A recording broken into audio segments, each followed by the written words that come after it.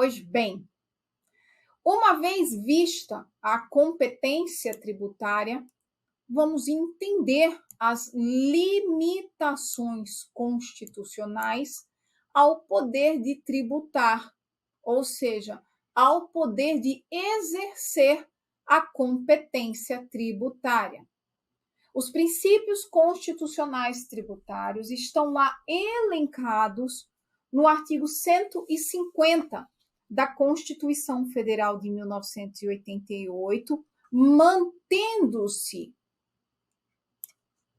a nomenclatura princípios em face, obviamente, da importância desse dispositivo, bem como das regras ali estabelecidas, tratando-se, em verdade, segundo a jurisprudência do Supremo Tribunal Federal, em direitos fundamentais do cidadão.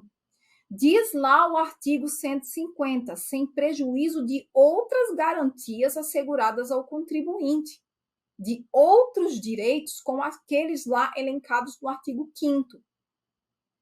Portanto, tratam-se em face da envergadura e importância da disposição consagrou-se, manteve-se, melhor falando, a nomenclatura, a terminologia, era essa palavra que eu estava querendo lembrar, terminologia princípios. Mas nós observaremos, ao estudar o artigo 150 da Constituição, que, em verdade, alguns princípios se traduzem em verdadeiras regras. Regras de tudo ou nada. A gente sabe que as normas, elas são divididas em normas princípios e normas regras. Aqui eu trabalho com ponderação, quando há conflitos. Aplicação com base interpretativa e ponderativa. Quando eu falo em regras, não. Eu estou falando de um plano mais concreto da norma. O princípio ele é mais abstrato, não é isso? Existem alguns princípios tributários que sim são verdadeiros princípios, como da própria capacidade contributiva. Mas, por exemplo, o princípio da anterioridade do exercício financeiro. Não se pode cobrar tributo no mesmo exercício em que foi instituído. Ponto final. É uma regra, não é isso? Pois bem, mas segue valendo a nomenclatura, a terminologia princípio, começando pelos princípios e também como limitações constitucionais ao poder de tributar, artigo 150, inciso 6º e outros da Constituição. As imunidades tributárias, elas não estão compartimentadas apenas no artigo 150, inciso 6º da Constituição Federal. E uma informação que eu quero deixar já aqui de pronto para vocês, porque primeiro começaremos pelos princípios e depois iremos para as imunidades e entenderemos o que seja imunidade, não é isso? O artigo 150 da Constituição, no seu inciso 6º, dê uma olhadinha aí comigo, ele traz imunidades voltadas apenas a impostos e não tributos. E eu já vi em prova o seu examinador colocar o seguinte: sem prejuízo de outras garantias asseguradas ao contribuinte, é vedada à União, aos estados, ao Distrito Federal e aos municípios, pegando lá o caput do 150, instituir tributos sobre patrimônio, renda ou serviços um dos outros. Isso está errado. A imunidade contida no 150, inciso 6º da Constituição, ela é voltada apenas para a espécie imposto. Tenha atenção a isso, sem prejuízo da existência de outras imunidades previstas no texto constitucional, como a própria assistência judiciária gratuita, onde o cidadão ingressa com uma ação e lhe é reconhecido o benefício da assistência judiciária gratuita, porque ele não pode honrar com as custas, que tem natureza jurídica de taxa, uma espécie tributária.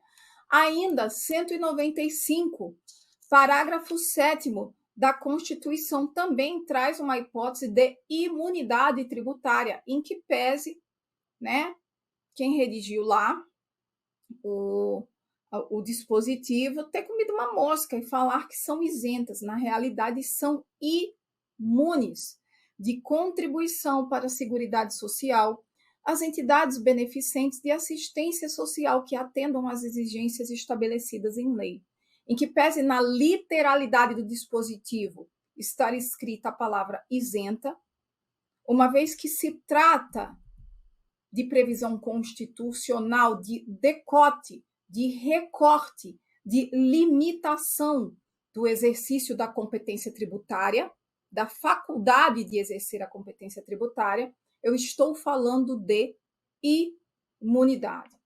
Assim sendo, vamos começar do começo.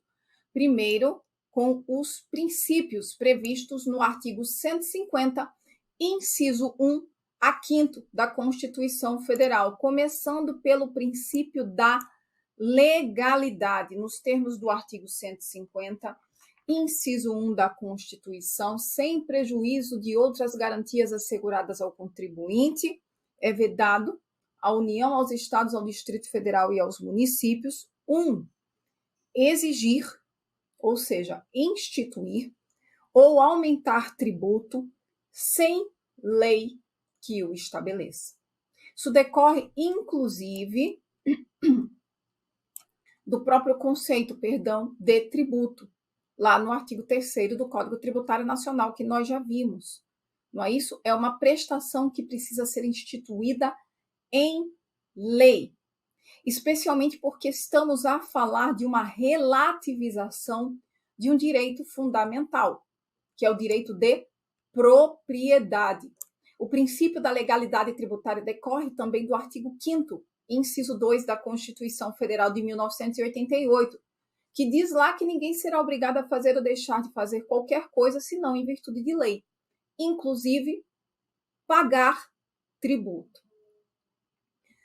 A Constituição fala em exigir, mas quando se fala em exigir, não na literalidade de cobrar, exigir o pagamento, estamos a falar de instituir. E eu preciso de lei para instituir e, em regra, majorar todas as espécies tributárias. Tributo só se institui por meio de lei, estrito sensu, princípio da estrita legalidade. Para alguns tributaristas, inclusive, não é apenas legalidade, mas estrita legalidade, processo legislativo deflagrado, nos termos do 59, a espécie lá, e deflagrado nos termos da lei, por aquele que detém a competência para assim tratar da matéria tributária, no caso, o presidente da República, bem como os parlamentares, as casas, não é isso? Do Senado e Câmara dos Deputados. Aqui o que tem de mais importante? Quando eu falo que eu preciso de lei para instituir e majorar, eu estou falando que para criar tributo, exercer a competência tributária inicialmente, instituindo o tributo, essa é uma regra sem exceção. Não existe no sistema constitucional pátrio instituição de tributo sem lei. Eu preciso de lei. Diferentemente, quando eu estou a falar de majorar, ou seja, aumentar a carga tributária, aqui sim eu tenho uma regra com exceção. Ainda, quando se fala em renunciar receita, artigo 150, parágrafo 6º da Constituição Federal de 1988, eu também preciso de lei. Em face do 1, do princípio da simetria das formas, 2.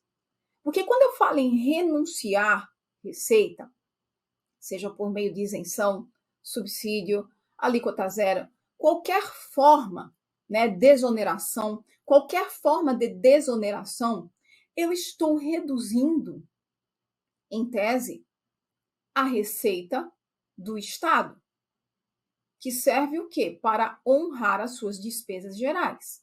Assim sendo, isso não é de todo bom, não. Não é isso? Até porque nós, quando pagamos os tributos que nós queremos pagar, nos autorizamos a pagar por meio do processo legislativo, lá com a turminha que nos representa, não é isso? Seja no executivo, seja no poder legislativo. Portanto, poderiam eles dizer, ou o chefe do executivo, em contrariedade ao que nós dissemos pelo nosso representante, simplesmente renunciar à receita? Falar, olha, então vocês instituíram por meio de lei, mas eu, por meio de decreto, ato privativo do chefe do Poder Executivo, vou desonerar, vou renunciar à receita. Não. Nós pagamos e deixamos de pagar os tributos que nós assim desejamos. E isso se dá por razões, obviamente, político-jurídicas, não é isso? Só que precisa também observar o processo legislativo. Então, é por isso que o artigo 150, parágrafo 6º da Constituição, não caia nessa na prova de dizer, olha, como é bom para o contribuinte ele pagar menos tributo, não precisa se observar o princípio da legalidade. Não, precisa sim, para reduzir receita tributária. É isso que está lá no artigo 150, parágrafo 6º da Constituição. Dê uma olhada aí comigo. Qualquer subsídio ou isenção, redução de base de cálculo, concessão de crédito presumido, perdão de multa tributária, ou remissão relativos a impostos, taxas ou contribuições, só poderá ser concedido mediante lei específica, federal, estadual ou municipal, que regule exclusivamente as matérias acima enumeradas, ou seja, essas renúncias de receitas, ou o correspondente tributo ou contribuição, ou seja, a lei que institui o tributo, ela pode trazer no seu bojo situações de isenção, sem prejuízo àquilo disposto do que pode ser decidido nos convênios CONFAS, a título de isenção de ICMS, no artigo 155, parágrafo 2º, a linha 12, inciso 12, a linha G da Constituição Federal de 1988.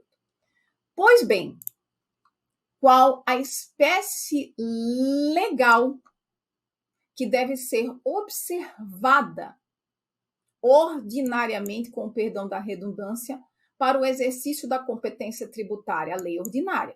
Em regra, se institui tributos e se trata deles por meio de lei ordinária, salvo quando a Constituição exija lei complementar para tratar de determinados tributos.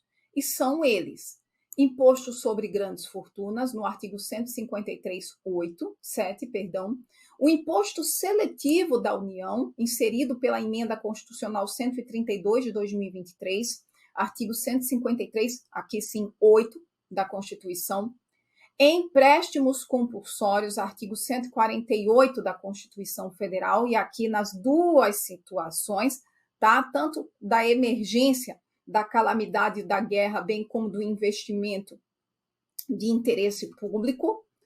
Impostos residuais da União, artigo 154.1 da Constituição, e as contribuições residuais, artigo 195, parágrafo 4º da Constituição. Ainda, também inserido pela emenda constitucional 132 de 2023, IBS, ICBS, Imposto sobre Bens e Serviços, Contribuição sobre Bens e Serviços que possuem a mesma regência por ordem constitucional. Artigo 156-A exige lei complementar para instituir o imposto sobre bens e serviços de competência compartilhada entre entre estados, Distrito Federal e municípios. CBS da mesma forma e imposto seletivo da União também. E essas três espécies tributárias foram instituídas pela Lei Complementar 214 de 2025, ou seja, já estão no sistema. Pode cobrar ainda? Não, ainda não. Vai ter que esperar o próximo exercício financeiro. Bom, eu falei para vocês, não é isso, que medida provisória pode instituir tributo. E pode. Pode instituir tributo que não demande a edição de lei complementar para tanto. Não pode, então, a medida provisória tratar de toda essa turma aqui. Imposto sobre grandes fortunas, imposto seletivo da União, empréstimos compulsórios, imposto residual da União, contribuições residuais, IBS e CBS. Outra coisa que medida provisória não pode tratar, artigo 246 da Constituição Federal de 1988. Nossa, ali, 246 já no fim da Constituição, meu filho. Por isso que precisa ler a Constituição toda. Você fica aí, né, só no artigo 5º, né? É um leão. A gente começa um leão no artigo 5º, do artigo 1º até o artigo 5º, a gente está lá com sangue nos olhos. Chega o artigo 6º, já começa a capengar. O 7º, então, né, a gente já dá aquela canseira, começa a chegar nos direitos políticos, a gente dá aquela animada de novo. Aí depois é só ladeira abaixo, né? Quando chega, se chega muito, dá uma lida ali em funções essenciais à justiça. Isso já morrendo nos artigos 21, 22, 23, 24 e 30 da Constituição. 30, então, é um horror, ninguém lê tudo, né? E se lê aquela coisa lendo com o celular na mão. Mas a gente precisa ler a Constituição. Não tem como fazer prova, gente, especialmente nos dias de hoje, sem a leitura da Constituição, porque todo o direito brasileiro ele passa pela Constituição. Ele está lá, fulcrado na Constituição, não é isso? Pois bem, então tem que ler sim, até o final, até chegar lá, né? Não com muito ânimo, mas é isso, a gente está aqui para isso, até o artigo 250, né?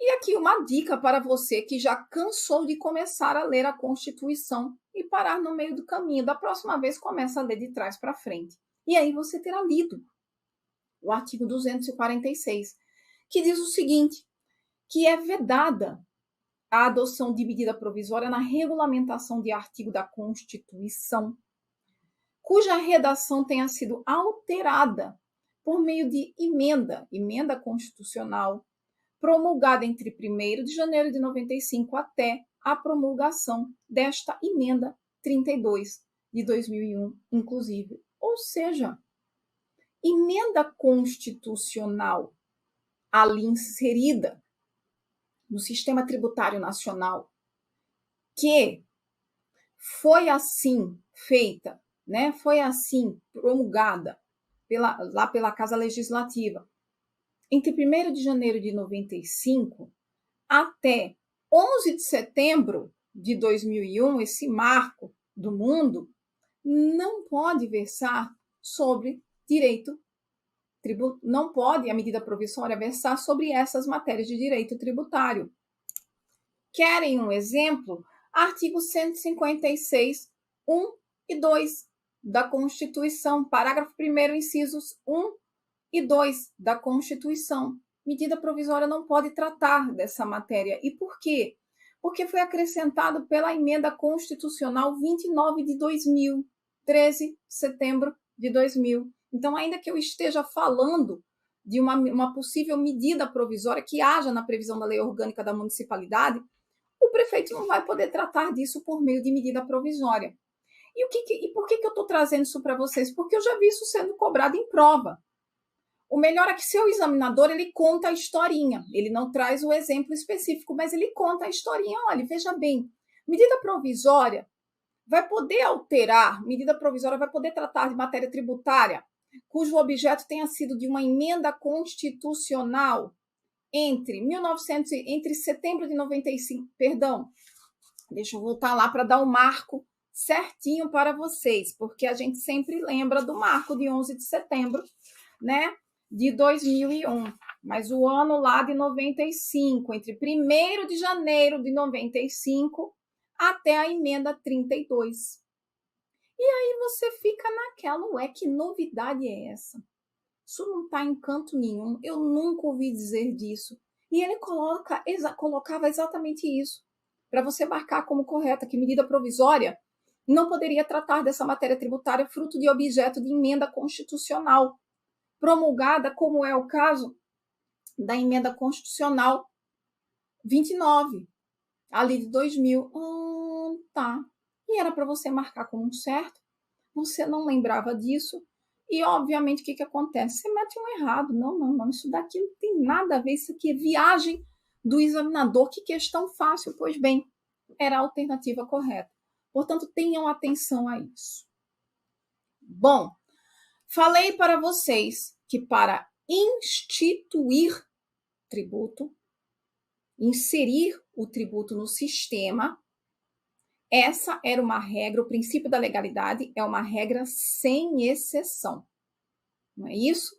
Pois bem, mas para majorar, nós temos exceções constitucionais, porquanto só podem ser constitucionais, obviamente, porquanto se trata de um princípio inserido na Constituição, e assim sendo, só quem pode excepcioná-lo, é a própria Constituição. E essas exceções estão lá para majorar, única e exclusivamente para majorar o tributo, certo? Sem falar em instituir. Artigo 153, parágrafo 1º da Constituição Federal de 1988, traz as primeiras exceções. Diz lá, é facultado ao Poder Executivo, atendidas as condições e os limites estabelecidos em lei, ou seja, traz as condições, as regras para que possa ser feita essa alteração de alíquotas, não é isso? Por meio de decreto do chefe do Executivo, alterar as alíquotas dos impostos enumerados nos incisos 1, 2, 4 e 5, importação, exportação, IPI e IOF. Podem ter suas alíquotas alteradas por ato do chefe do Executivo ou por um órgão que tenha recebido delegação do chefe do Executivo, como é o caso do imposto de importação e exportação, que quem faz isso é a CAMEX, a Câmara do Mercado Exterior, por delegação do chefe do Executivo. Aqui, IPI e IOF, geralmente cabe ao presidente da República por meio do ato, por excelência, apto a isso, que é o decreto. E observem, a Constituição em nenhum momento fala em decreto, apenas fala que é facultado ao Poder Executivo, mas, por costume, ele adota o decreto, porque é o ato por excelência do chefe do Executivo. Ainda, artigo 155, parágrafo 4º, inciso 4º da Constituição Federal de 1988, enquanto ainda temos o chamado ICMS combustível. Está lá também, podendo as alíquotas serem reduzidas e restabelecidas. Dê uma olhada lá comigo. Artigo 155, parágrafo 4º, inciso 4. Na hipótese do inciso 12H, observar-se-á o seguinte: as alíquotas do imposto serão definidas mediante deliberação dos estados e Distrito Federal, nos termos do parágrafo 2º, inciso 12, a linha G, observando-se o seguinte: a linha C, faltou ali a linha C, poderão ser reduzidas e restabelecidas, não lhes aplicando, o disposto no artigo 153b da Constituição Federal de 1988. Outro exemplo, CID combustível, também é uma exceção ao princípio da legalidade no que diz respeito à majoração de alíquota. Está lá no artigo 177, parágrafo 4º da Constituição Federal de 1988, e da mesma forma que o ICMS combustível podem ter suas alíquotas reduzidas e restabelecidas. Está lá a lei que instituir, parágrafo 4º do 177. Acompanhe comigo. A lei que instituir contribuição de intervenção no domínio econômico relativa às atividades de importação ou comercialização de petróleo e seus derivados, gás natural e seus derivados e álcool combustível deverá atender aos seguintes requisitos. 1. A alíquota da contribuição poderá ser b. reduzida e restabelecida por ato do Poder Executivo, não se lhe aplicando o disposto no 153b da Constituição Federal de 1988. Tenham atenção aqui ao seguinte: eu não sei se vocês perceberam, mas quando eu falei do imposto de importação, exportação, IPI e IOF, a Constituição fala em alterar alíquotas. Quando ela fala no ICMS combustível, bem como na CID combustível, ela fala em reduzidas e restabelecidas. Então, aqui eu tenho uma diferença sutil, mas existe, e que deve ser observada pelo chefe do executivo, né, aquele a quem cabe reduzir, restabelecer ou alterar as alíquotas, ao tempo que venha assim o fazer. Quando eu falo em alterar alíquotas, importação, exportação, IPI ou IOF, eu tenho marcos diferentes. Eu tenho uma alíquota X. Tá aqui a minha alíquota, X. Digamos que o Estado, para fomentar, e aqui eu falo a União, no caso, né? Importação, exportação, IPI e IOF. Estou falando de impostos de competência da União. Resolva alterar a alíquota para diminuir. Tá tudo certo. E aqui é a minha alíquota X. Por alguma razão, a União resolva aumentar essa alíquota para acima de X. E tá tudo bem, porque ela está alterando as alíquotas. E isso é permitido pela Constituição no que diz respeito ao imposto de importação, exportação, IPI e IOF. Alteração de alíquotas. Tá. Quando eu falo em reduzir ou restabelecer, ó meu teto. Restabelecer, voltar no máximo para o que era antes. E é essa a diferença. Então, se eu tenho uma alíquota X para ICMS combustível e CID combustível, e o ente federativo competente pretende reduzir, joia, reduziu. Ele pode passar daqui? Não. Por meio de decreto? Não. Por meio de exceção ao princípio da legalidade? Não. Ele pode, contanto que observe o princípio da legalidade. Para passar de restabelecer a alíquota, aí ele precisa observar o princípio da legalidade. A minha exceção para ICMS combustível e CID combustível no que diz respeito à redução e majoração, porque afinal de contas se reduz e volta para o que era, vai ser majorado, tem um teto, que é a alíquota anterior. Restabelecer a alíquota anterior. Já quando eu falo de importação, exportação, IPI, IOF, não. A Constituição deu um poder um pouco maior à exceção, qual seja de alterar, descer, restabelecer e até passar. Diferentemente do ICMS combustível e da CID combustível, descer, restabelecer no máximo e não pode passar sem observância ao princípio da legalidade. Tenham atenção a isso, porque, obviamente, se o examinador faz esse tipo de pergunta para saber se você entendeu, né, o que a Constituição deferiu em termos de exceção a cada um.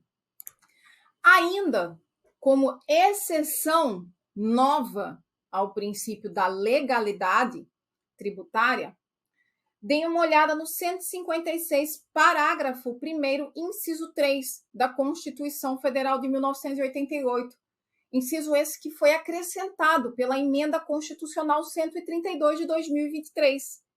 E está lá, ó, sem prejuízo da progressividade no tempo a que se refere o artigo 182, parágrafo 4º, inciso 2, o imposto previsto no inciso 1 poderá, 3, ter sua base de cálculo atualizada pelo Poder Executivo, conforme critérios estabelecidos em lei municipal, muito parecido com a previsão do 153, parágrafo 1º. A lei traz as balizas para que o chefe do Executivo Municipal, ou seja, o prefeito, possa realizar a atualização da base de cálculo por meio de decreto. Esse artigo 156, parágrafo 1º, 3, na realidade, gente, ele é uma consequência da jurisprudência do Supremo Tribunal Federal, que há muito tempo vinha dizendo, né, que o artigo 97, no seu parágrafo 2º do Código Tributário Nacional, tinha sido recepcionado pela Constituição Federal de 1988. Dê uma olhadinha aí no 97, parágrafo 2º, que diz o seguinte: para majorar o tributo, não é isso? Em regra, a gente precisa obedecer o princípio da legalidade. É preciso a observância ao princípio da legalidade. Só que esse artigo 97, no seu parágrafo 2º, ele diz o seguinte: não constitui majoração de tributo para os fins do disposto no inciso 2 deste artigo, ou seja, para a exigência de lei, a atualização do valor monetário da respectiva base de cálculo, porque nada mais se trata do que de correção do valor da moeda em face do fenômeno inflacionário. Isso era feito pelos prefeitos, pelas municipalidades, que, olha, eu só estou fazendo correção monetária. Era questionado, chegou a bater no Supremo Tribunal Federal. O Supremo Tribunal Federal falou que sim, olha, pode sim, é só correção monetária, não tem surpresa nenhuma, não é isso? É só para que também a fazenda não se reste prejudicada no seu direito de propriedade. E aí, para acabar com a conversa, acabar com a celeuma, Emenda Constitucional 132 inseriu também uma exceção no que diz respeito à atualização da base de cálculo do IPTU, podendo ser feita por ato do chefe do Poder Executivo. Certo? Voltamos já.